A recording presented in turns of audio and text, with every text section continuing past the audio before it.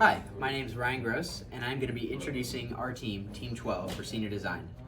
First off, we have me. I am on the power subsystem. We have Edward Pedroza working on our software subsystem. We have Will Pavlik working on our microcontroller subsystem, and Michael Fox working on our physical 3D table subsystem. So, we're doing a 3D topographic table. What does that mean? Well, our user input is going to be a user working on a laptop. They're going to select a geographic terrain with an application that we're going to develop.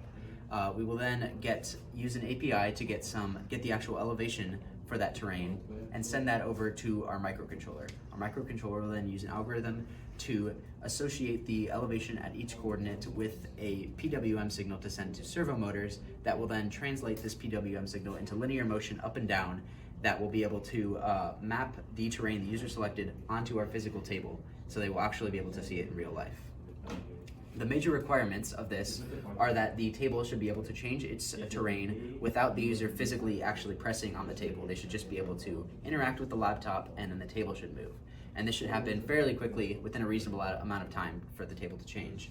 Another requirement is that the user should be able to select any geographic area that they want as long as it has elevation data, and we should be able to just work with it, and the whole process should be the same no matter what. Finally, a third major requirement that we have is that the microcontroller should be able to accurately convert the elevation data into a PWM signal that we can send to the servo motors so that it will accurately represent the scaled elevation on our physical 3D table. Hi, I'll be explaining our power subsystem. So first, let me switch the power on here. So we see the fan moving now on our power supply. This is an S200W5 switching power supply.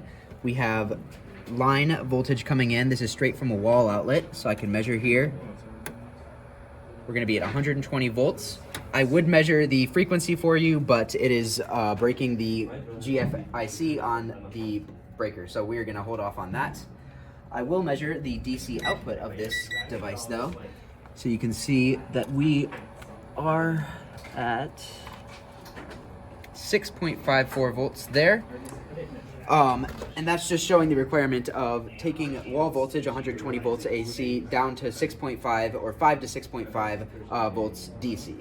And then that cord is then running over and powering our microcontroller over here. Michael's going to explain that subsystem in a minute, but let me just go through the overall requirements here. So this is just a little sketch I made, a block diagram. So for here in the midterm demo, we have the wall outlet powering our power supply, which then goes to the MCU, which powers our breadboard, and then our 3 servo motors. For our final product, we're going to have the wall outlets powering the switching power supply, which will then simultaneously power the MCU and the 16 servo motors with 6.5 volts each. Finally, this is the PCB that I've actually designed to replace the breadboard that you're about to see. So it's got the MCU, the microcontroller connections over here on the left, all pointing to the left, and then the servo motors on the bottom and the right-hand side. And then this is a 3D view of it. You can see that they're all male connections on the board, so we're gonna have female connections coming from the MCU and to the servo motors.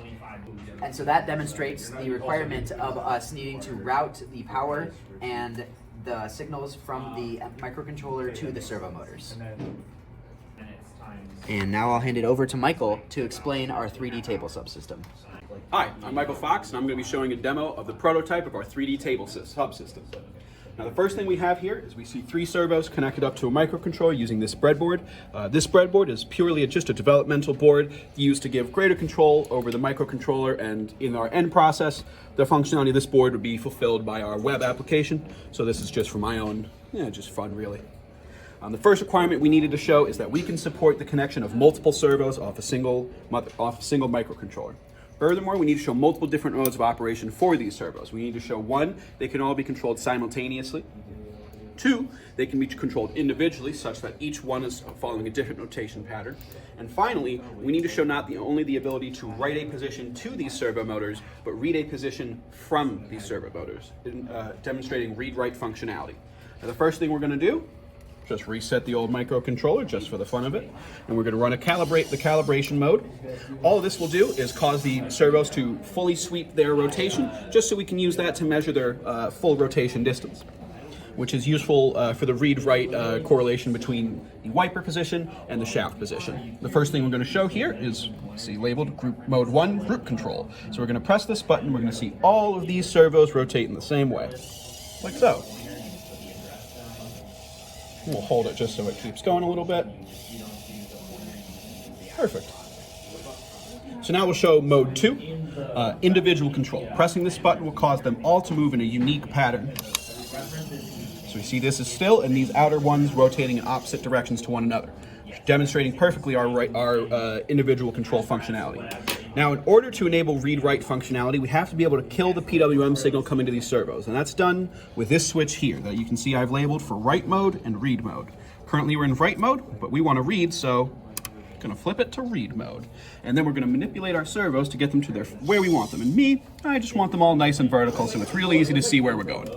Once we put them to their final position, we press the record button to teach the Arduino their position, just so. We flip our system back into write mode and hit the play button.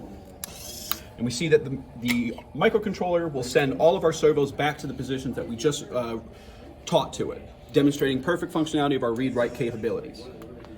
Hello, my name is Edward Pedroza.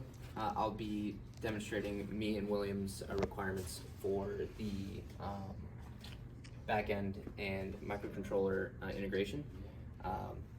And I will be doing this through the action of moving this servo through this web page that we designed. This is just a preliminary setup of our UI. So if I click the Move Servo button, you'll notice that this servo is rotating to different positions. And this satisfies the requirement that the front end should communicate with the back end through an HTTP API. So that's how the front end is communicating with our back end. And our back end is what is actually communicating with our Arduino. So that satisfies our second requirement, that the back end, which is based in Python and Flask, the back end should communicate with the Arduino through serial communication. And our third requirement that this action of moving the servo from the website satisfies is that the 3D model should be able to change its structure without the user interacting with the physical model. So they don't have to turn the potentiometer to get it to position. They just use this user interface. And right now we're only showing the very simple integration of our subsystems. But in the future we'll have a 3D table of 16 servo motors, and the user would just select an area and then use the communication protocols that we have designed with the Python backend to move the servo motor. So that is our demonstration, me and Will's demonstration for those requirements. So one of our requirements is that the computer should support any geographic area to view on the 3D table. And the way that we're going to support any geographic area is by introducing Leaflet. Leaflet is an interactive map framework that we integrated to our front-end UI. So it's essentially has the global map. It has a global map view that the user can zoom in to any area, and in the future we want to add an input where the user can add an address, and it'll automatically take you to that part of Leaflet. And then the user can select an area using a rectangular selection tool to extract the latitude and longitude points, which is supported by Leaflet. So this is how we will meet that requirement. So the final requirement that I want to showcase for our Silver subsystem is that the backend should retrieve elevation data based on coordinates given to the backend. So to demonstrate this, I am going to showcase the API that we will be utilizing for our subsystem. So we are using something called Postman to initiate API requests. And this is what we will be using in our backend. So you send the latitude and longitude to this open source elevation database, and then we are returned the elevation data. So when the user selects an area using the leaflet map, then Leaflet will give the user the coordinates, or the program the coordinates, and then use an API to retrieve the elevation data. So that is the final requirement for our software subsystem.